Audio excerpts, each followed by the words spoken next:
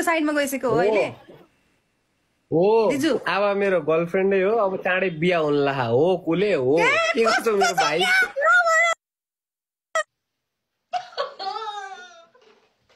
आज प्रत्यक्ष प्रसारणमा नरो भाइ नरो आफ्नैले हो छोरा अन्नी धोका दिनेलाई के भनौ र खै तिमी हाँस पो मै बाँचौला सोध्नु जस्तो के हुँदैन रहेछ के धोका दिनेलाई के भनौ र खोइ तिमी हाँस पो मै बसौला रे धोका धोका दिनेलाई के भन्नुला खोइ तिमी हाँस पो मै बाँचौला रे छोड्दे के त आँसु सकिसक्यो भन्नु 2 बाल्टी तले लुगा धोइदिसकिस् मेरो आँसुले म त कति झारमा आँसु आयो कि भनेर त आयो कि भनेर खाना लिएर खाना खान्छु म अब खाना खान्छु म खाना लिएर आज पसलवालालाई पिटेर भएर उठाएर भए पनि मासु ल्याएर म अहिले रोस्ट बनाइहाल्छु म लिएर आउँछु खम्बा लिएर आउँछु खम्बा लिएर 2 जना बसेर हान्नु पर्छ खम्बा आइज छोड्दे म यत्रो खम्बा लिएर आउँछु एउटा 2 जना हान्ने घटघट चियर्स कुटुटु सलेट चलो मुभ अन 2 सेकेन्डमा मुभ अन हुन्छ हामी 2 सेकेन्डमा हामी 2 सेकेन्डमा मुभ अन हुन्छ फेरि आयो भने पग्लिन्छस् भाइ त पग्लिन्छस् आयो भने फेरि अघि भर्खर मैले नपग्ली भन्छ च्याटलाई भन्नु पर्यो के दाइ फकिनु भएन है भनेर भन्नु पर्यो च्याटलाई please chat please I request you सबैजनाले यो पग्लिन लायो भने दाइ पग्लिनु भएन भाइ पग्लिनु भएन मेरो पुन्तुरु पग्लिनु भएन मेरो छोरा पग्लिनु भएन मेरो नाति पग्लिनु भएन भनेर त लेख्नु पर्यो च्याटमा आफ्नो सम्बन्ध बनाउनु पर्यो गाडा ठीक छ के मैले विश्वास मैले त चोखो मन थियो मेरो यसको यस्तै छ के पगालिहाल्छ यसले तर हामी मिलेर पगाल्नु हुँदैन प्लिज चोखो मन थियो के मेरो चोखो मन थियो बुझिनस् अब तँलाई बचाउने वाला च्याट नाइ के चोखो मन थियो के मेरो जुठो त कसको हुन्छ र चोखै च्याटमा भरोसा गर अनि म त जान्छु भाइ लाइभ अफ गर्नु म त सुत्छु मलाई त ग्यास्ट्रिक होला जस्तो भयो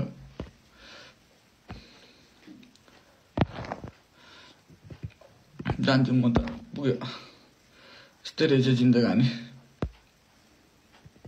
एकचोटि अन्तिम बिदाई गर्ने हो कि अन्तिम बिदाई होइन यहाँ ग्यास्ट्रिकले हान्यो कि मलाई ग्यास्ट्रिकले गाइस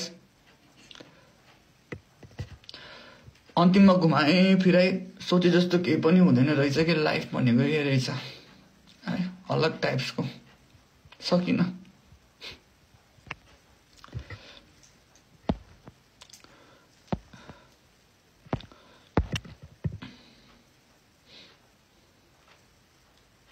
अन्तिम बिदाई गरिदिउँ लास्ट आइज त्यो खाता सादा लिएर आइज सुन खाता लिएर घर भाड्ने मान्छेलाई घर भाडियो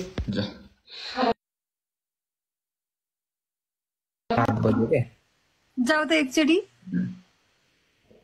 कुलु अब साँचो कुरा भन कुलु मेरो भाइ भइसक्यो होला नि मिलिसक्यो होला यसरी गरमै यसलाई भनेर खाता लिएर आइज आयो कुलु मेरो भाइ बोल्न भोक्टे आबा भनेको साथी हो कि आबा र म साथी तिमी पनि साथी यो मनसा दिदी त एक नम्बर ओए मनसा दिदी मनसा दिदी तपाईँ चाहिँ के गरेको हौ मनसा दिदी आखिर चाहिने भनेको घरकै भित्रकै रहेछन् के यो आँसु झरेको बेलामा टिस्यु ल्याएर पुछ्ने मै हो प्लिज 2 बाल्टिङ आँसु झर्यो दिदी भाइ नै के हो कुरै बुझ्नु नै छैन कुरा दुवैजना फेरि एउटै अटेरी हाम्रो प्रतिपक्षको कुरा पनि सुनाउँ न प्रतिपक्षको कुरा पहिला एउटा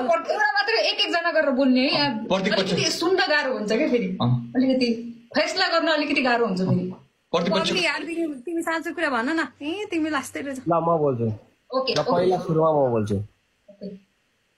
कुलु म बोल्छु सुन एक त कस्तो भन्दा दाइ विदेश हुनुहुन्छ भाउजूको घरमा आइएमई पे गर्न आइएमई को पैसा आएको थियो राति आउँदा 6-7 बज्यो आइएमई को पैसा तिर्न भाउजूकोमा आएको यहाँ कपडा लाउनु बिर्सेछु यहाँ साँझ पऱ्यो अब एक कप चिया खाएर निक्लिहाल्ने म घर होइन यहाँ भाउजू त्यही हुनुहुन्छ यहाँ लाइभ टिमहरू देखेर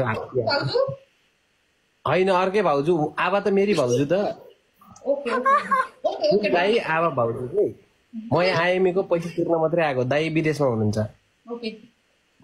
भनेपछि आबाको रेस्टुरेन्ट खोल्यो आबा रेस्टो एन्ड क्याफे एन्ड बार अनि आबाको यसो गएर यसो सबैजना क्रिएटरहरू गइदियौँ अस्ति कुलु गयो आज म गएँ सबैजना सकेसम्म भोलि केटीसँग जाने हुनुहुन्छ सबैले आबाको रेस्टुरेन्टमा सपोर्ट गरौँ क्रिएटरहरू भन्ने एउटा चाहना हो त्यतिमा भिडियो बनाएको मात्रै हो अब बनाउनु त म दीक्षा कार्कीसित बनाएँ जुरेलीसित बनाएँ सबै गर्लफ्रेन्ड हुन्छ नि त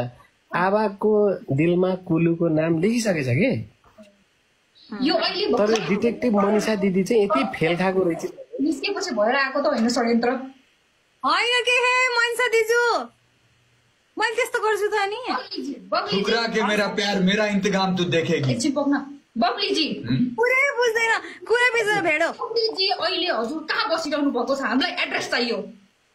यत्रो भन्दै अहिले त म भाउजूको घर आइएमई रातिसम्म खुल्लो रहेछ 7 बजेतिर पैसा चाहिँ 8 बजे भाउजू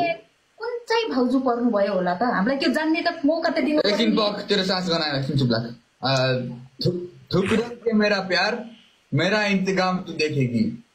सास बनायो पर्सनल के सास बनायो होला चाहिँ ल दिजु यसको फेरि फेभरेट हो त्यो सास भनेको फेभरेट हो यसले टाइम टाइममा आइज त भनेर मलाई भन्छ अनि फेरि म आउँछु अनि दिएर जान्छु मैले दाइ भाउजू नभट्किन त त्यो फ्लावर लिएर गइस त खुरुक्क त्यो फ्लावर लिएर गइस कुल सुन किन फ्लावर लिएर गएको र तिमी यो फ्लावर भनेको हामीले सुन अब म भन्छु हामीले त्यो दिन कुललाई फोन गरेको हो कि होइन भन अनि भिडियो कल गर्दा उठाउँदैन फेरि आफै के हो नेटै स्लो छ तिम्रो ए मेरो नेट स्लो भयो त सँगै बसेर भिडियो कल गर्ने। मैले थाहा गर्दिनँ यस्तै भन्छ भनेर दिजु यता सुन्छु यस्तै भन्छ भनेर मैले हामी सँगै हुँदाखेरि भिडियो कल गरेको छैन अब हेर सुनिस् नि सँगै भएको बेला भिडियो कल हो के हामी भिडियो कल पनि गर्यौँ कुललाई कल गर्यौँ कुल बिजी थिए